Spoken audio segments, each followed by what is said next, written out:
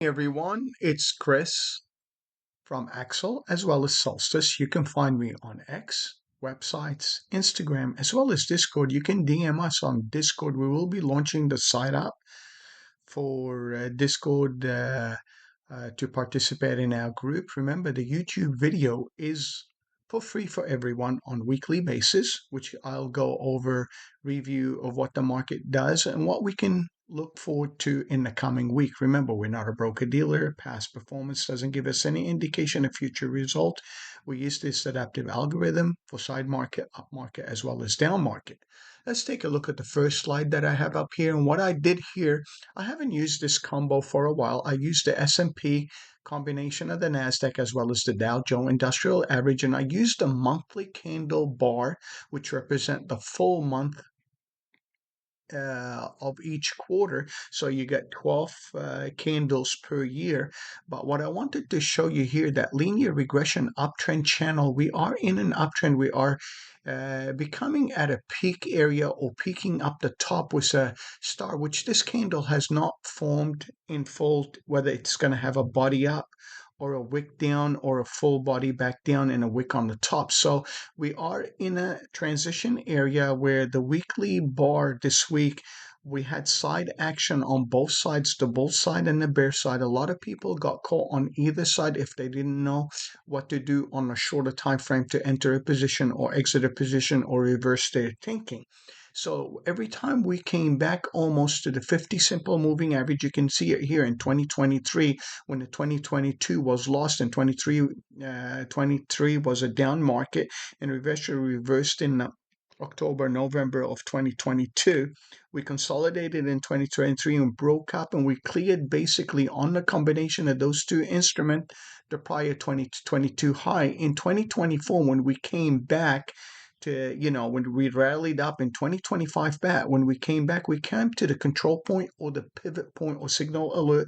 They call them, support and resistance, supply and demand zones, which I don't look at it that way. I consider supply and demand where there is compression, a lot of volume built. Wherever you come back to a support or resistance, usually that pivot point will act as support or resistance and bounce off to the upper side. And you can see that April, we missed the 50 simple moving average and rallied back up to the top. We are away from the 18 and the 50. So this is very important to pay attention where we will end up between the 5 and the 18 if we come back halfway or not.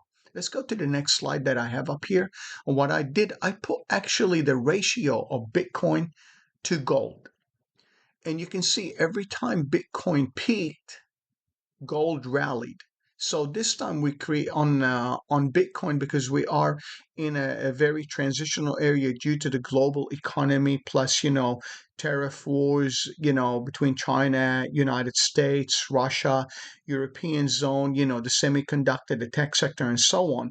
Remember, Bitcoin is basically, people think of it as a hedge towards the long term, which it is in relationship to gold. But gold plays a little bit different play when the economy and interest rates, due to the Federal Reserve Board, if interest rates are going to come down, gold is going to continue higher. We had a long, move up in gold. So usually if I do the ratio inverse, I put gold to Bitcoin instead of, this is electronically traded fund, GBTC to GLD, which is gold. So it does an M pattern, but if I put gold first and I put the ratio of Bitcoin second, it'll create a W formation. So this area is very critical in Bitcoin to hold because it's a long-term investment. It's not a daily trade. So you have to pay attention to it in relationship to gold. What I wanted to show on this second slide is the number of weeks. This is for historical data that has happened from the 1970s through 2025. And you can see that in 2020, when gold started to spike up, at the 1620, 25, I had called gold for the long side. I said, hey, we were in a linear regression downtrend channel. Watch for a breakout. We retested it here in 2020 to 2023, and we reversed back up. Ever since then, we had 9 basically weeks consistently up move in gold. Can it reverse back? Friday was the sell-off in gold. on a large bar. I will show it on the daily chart or the 4-hour chart to show you that big move reset. If there's going to be continuation, it'll come back to that part of consolidation and rally back up. It's got a lot of virgin control points, and you can ask me what these virgin control points are. This is where most volume happens on daily basis or weekly basis or monthly basis, where the volume profile has a value high, value low, and the point of control is where most volume on an institution or most people think that there is value for the buy side or the sell side. So let's go to the next slide. And now what I did here, I put the VIX, the daily chart on the VIX. And I was, buying the VIX between $15.50 and $17.20. And I kept telling everyone, hey, buy a little bit of insurance. This is kind of like a rounded bottom, and we got those downtrend channels. And I kept screaming in this area, hey, buy some, buy some, buy some. Some people in our group on Discord and other people that they follow me on X, they had brought some VIX and we rallied it up, and you can see where the prior consolidation in 2024, where the highs were 28 when we had the December highs, we came back down and rallied back up. And in January, February, we had a spike. You can see that $28 range, $29 range. Every time we go back to that area, we've been getting rejection on it, because this was the spike on the tariff from 2025, the March through April 9th and the 22nd, and between the 15 and the 22nd, we started coming back in VIX. We had the market rally. We can see that move down. We tried to go back to that 25 area. We got rejection. We had lower highs here, and eventually we broke out of that channel. Now we closed on the VIX. You can see the VIX lost 17.9%.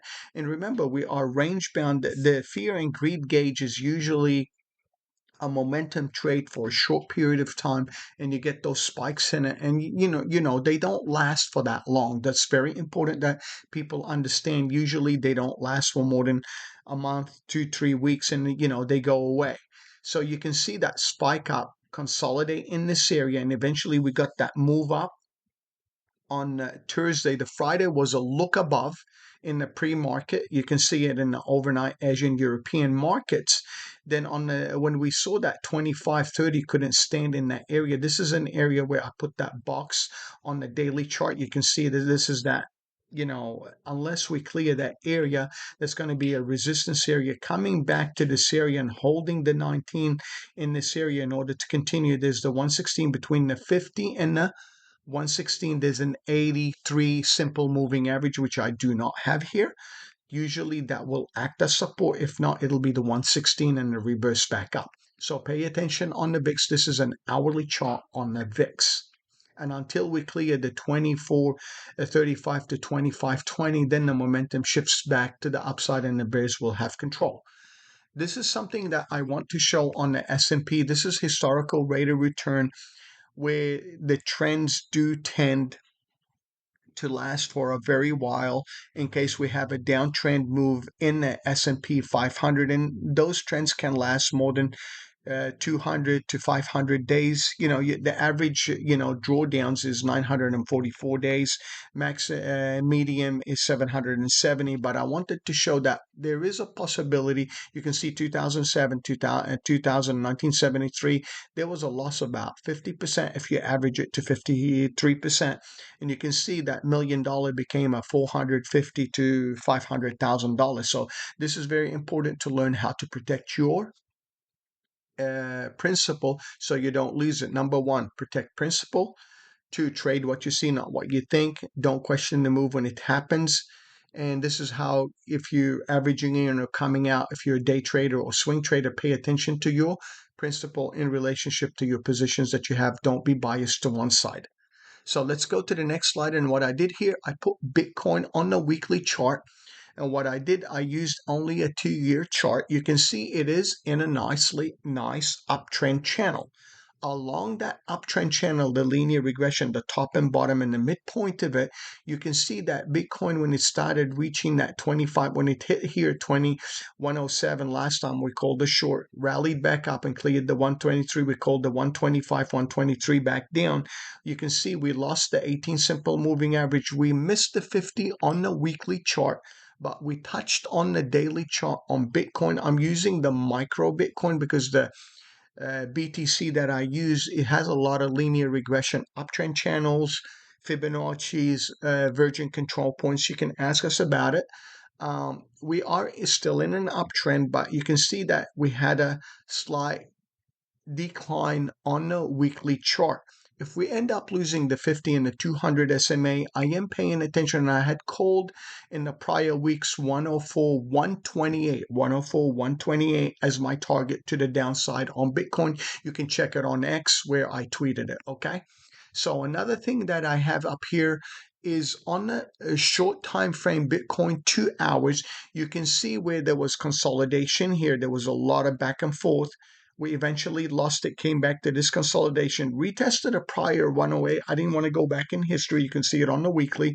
We broke out of this area, and then we broke this supply area where there was a lot of resistance, and we rallied up. When we were coming back down, you can see that up here, this area here, we sliced through it, retested it, couldn't hold it, and fell down. And you can see the candle, there's the candles themselves have a lot of in between the buyers and the sellers. They were getting overwhelmed by the sellers, and the people that were over leveraged in Bitcoin, 20 to 1, 50 to 1, 10 to 1, got margin calls and ended up, dragging the price a little bit more sharp. And you can see when it touched that 104 area, 128, we got a nice reversal back to 107. We still have the 50 SMA and the 18 to battle. If the 18 is clearing, between the 18 and the 50, there's a 32.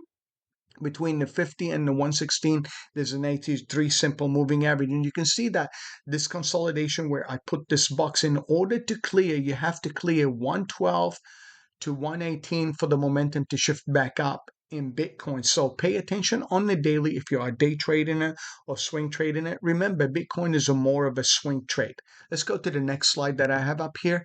And I put here crude, and I'm using the micro CL, or you can use USO, the electronically traded fund. On the weekly chart, 3-year, you can see I have these markings at the bottom and top from the pivot point or control point or signal alerts, which they call supply and demand in other places. I don't call them. You have to understand the longer the line it is, the more significant it is. The shorter the line it is, the less significant it is, because you can slice right through it. This area at the 55, coming through that 55, this is going to act as support. You can see this box here. We were range bound between the 60 in the prior moves and the 72 area, and eventually we were decreasing in price because Trump wants to get the oil, wells drilling and all that to drag price back down, to create more supply in the inventory to drag the price lower. I think that 55 area is going to be very critical, and if we have a spike up, I am paying attention to the F6, which will be the 38.2 fib, and the 50% coming back between the 50 and the 18. You can see that we are in the medium linear regression downtrend. And you can see the machine did on the weekly a tighter linear regression. I didn't want to use the outer bands. I used the tighter ones. So this will give us an idea if crude oil is going to come back and change. So remember to check us out. Smash the like button on the YouTube channel. Share with your friend. Let us know what we can do to help you out. Let's go right now on the charts. And what I want to do is take a look at the NASDAQ. I'm using only a 3-month linear regression uptrend channel, which is a little tighter band. And I wanted to show this consolidation. You can see that the control point between here and here is an uptrend, and this point and this point, this was the prior gap here. This was the announcement. This is last week's big candle sell-off, and we can see we are in a tight linear regression symmetrical triangle. If I connect this point to this point, you can see we are in a tight triangle until we resolve to the upside or we resolve to the downside, and that's the 50 SMA. It's going to give us an overall view of that compression, that diamond shape, because you can look at it, it looks like a diamond until we resolve either to the downside or upside.